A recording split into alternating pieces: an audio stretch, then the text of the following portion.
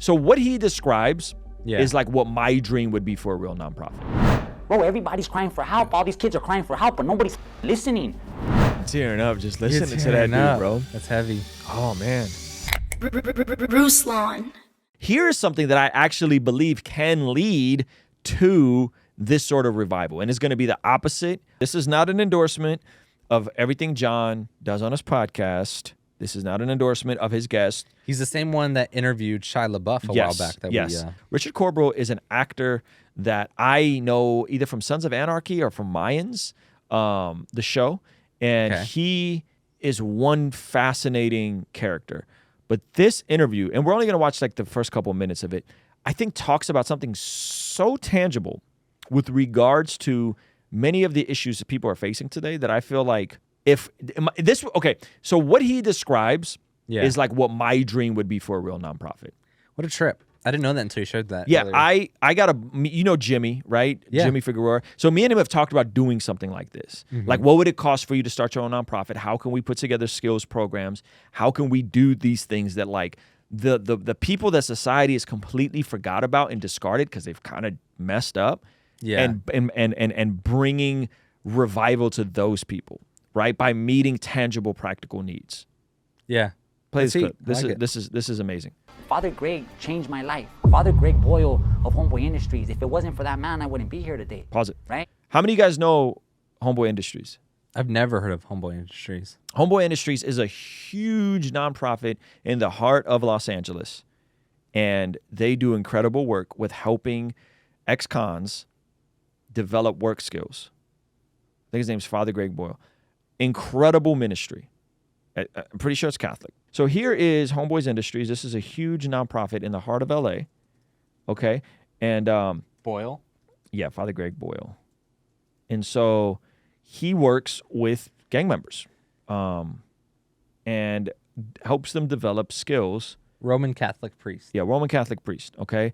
And these are the guys that society has completely forgot about. It's a good ministry, has its ups and downs, but I like how they are helping ex-convicts. It's been around for almost 35 years. He has worked with just gang members all his life. He has buried close to maybe 250 to this day as we speak.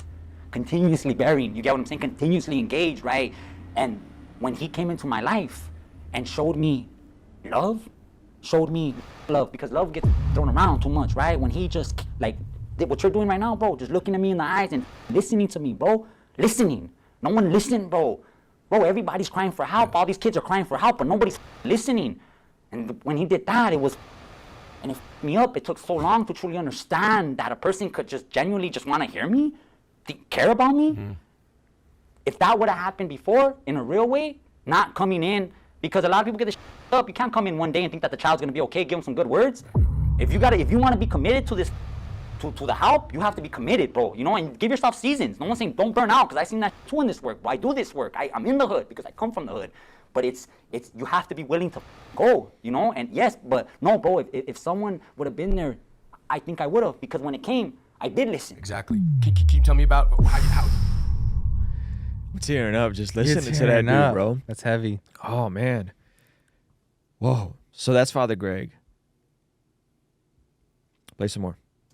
into your life. So I get out of prison, right? And for those that are in Los Angeles, all gangs, bro, if you're from a gang, you have a connection to Homeboy Industries, guys. It's been around. Black, Mexican, Salvadorian, Korean, whatever gang you're in Los Angeles, real gangs, right? That you have a direct connection. Somehow someone came in, and sure enough, when I came out of prison, and it's that, right? Like, you're a gang member. I'm tatted up, I'm on parole, like, who's gonna, then there's that, right? You wanna talk about, like, bro, here we go, $200. I made this happen with $200. I'm sitting across you, they gave me $200, I make this happen. That's right. That's what it is, but That's you right. don't have no understanding of, like, where to go, right? Homeboy Industries, bro. Yeah. Homeboys. Okay, so before you even get that, you get the $200. Now you're out. You've done what you've done. I mean, we haven't even talked about prison, but you get out. Yeah. And I think that's Bro, another thing that's- people don't understand. I mean, Bro. no one's gonna hire you. Where do you go? Like what? Talk about that feeling. Talk about that. So he's saying he got $200 when you leave When he prison. was released, yeah. And it's just like, all right, Yeah. you're back in society. Figure it out. Wow. Figure it out. You know, like these are the guys that like society has forgot about, you know, and they do incredible work, you know. It's crazy. And they're giving these guys that just don't have any really opportunities, like they're giving them pathways to legitimacy. Yeah. You know, to live legitimate lives, you know, and you know some of my friends that come from this. Oh yeah. You know what I mean? Like, and the challenges they face and the lack of like, one, just like a lack of a support system, you know, two, a lack of like, well, what do I do? Like, where do I go? But in California, up until recently, you couldn't be a barber. If you were... Yeah, like, you know, my friend who became a barber, you couldn't be a barber. Like, when he got out the first time, there was no pathway. If you were a con, like if you were a convicted felon, you couldn't be a barber. And they just lifted that, like within the last couple of years. So now, that's like, crazy. Someone could come out and have a pathway to become, at least to become a barber, you know? Yeah.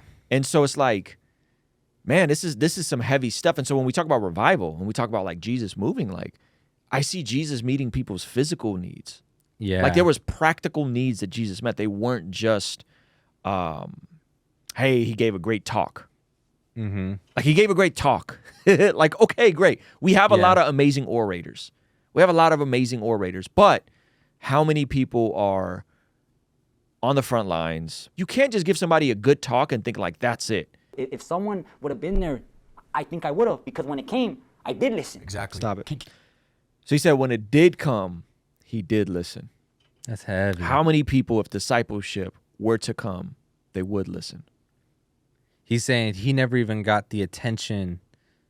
He never even got the information, the access. He talks about making a conscious decision in a different part. How I got into this video is because I saw a clip trending on Instagram. Yeah. And he was talking about at 3 years old, he remembers saying, my mother does not love me. She's more concerned with all these other things. Whoa. And he said he never felt accepted and felt love. You know? Yeah, that's heavy. And so how many people right now, like if they had the access to the discipleship, and not just like grow in doctrine and theology, like doctrine and theology just means like the proper teachings and the proper study of God. That's huge. But like where from there? Like what do we do from there? How do you do the rest of life? How do you become a husband? How do you become a father? How do you become, right? All of these other things, like seldom do people really talk about these things, you know? And so like, if we're talking about revival, like I think it happens through the pathways of meeting people's physical, practical needs, as well as doctrine and theology. It's and both. Yeah. That's heat. You know? They dropped 2 clips of this, and by the way, we took out all the profanity on it because there was a lot of profanity. It was a lot. Every other cuss words. The breath go. Yeah, that was profanity. So we took out the profanity in this, but we still thought it was like good enough to show you guys. But what do you guys think? What do you guys think about this? Like meeting the others. And yes, I understand that some folks like don't care and they're stubborn, and like there is a sense of like how would you say like an entitlement and like a you didn't make the right decision, so you're in the place that you are. Is that what you're saying? Like, no. Like people that have had a cushy, comfortable life and like they don't care to improve, and they're like. But I'm talking about people that are broken. Yeah. Like people that are broken are hungry for truth. You know, they're hungry for something else. And it's like with the hippie movement, you see God take the most broken people, God take the most disenfranchised, marginalized people, and do an incredible work that impacted the whole world. Yeah. You know? And so my buddy who did the most he did most of his adult life in prison. Yeah. You know him. I'm not gonna say his name. He's my first roommate. He was Zach's first roommate. I'm moving out of my parents' well, house. wait a minute. You didn't. No. You think about Timothy. Oh. Yeah. Okay. What's Timothy too? Timothy's amazing. But my other brother, I know who you're talking about now. Who did the majority of his adult life in prison. He went in for 5 years right after high school, got out, and then did another like 12, 15 years and got out. And he actually stayed here for like, I don't know, 2 years, a year and a half. I don't remember. It's all a blur. But past the pandemic. Yeah. But interesting enough, I would share the gospel with him all the time. We would get into arguments all the time. And the last time I talked to him, he was going to church regularly. Really? Yeah.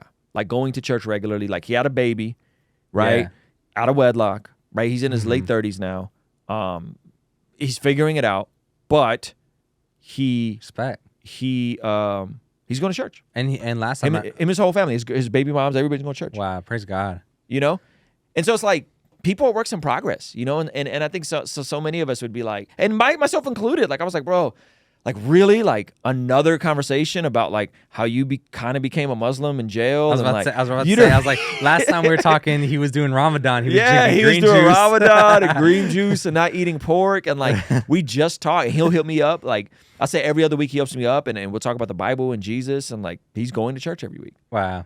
You know? That's super and cool. And so I was trying to get him plugged into a smaller church out in his area. That's like natural law at work. Yeah. Well, yeah. And resource. And resource, right? Yeah. There's some degree of stability, but it's still hard. Like, it's still hard for him to figure out, like, how does someone like that find a pathway to make $100,000 a year to provide for his child now? See a completely different side of society. Yes. Be like so far removed with your spiritual life and also your financial business life to be like, oh, like I can provide without stressing. Exactly. And it said that Simeon blessed God.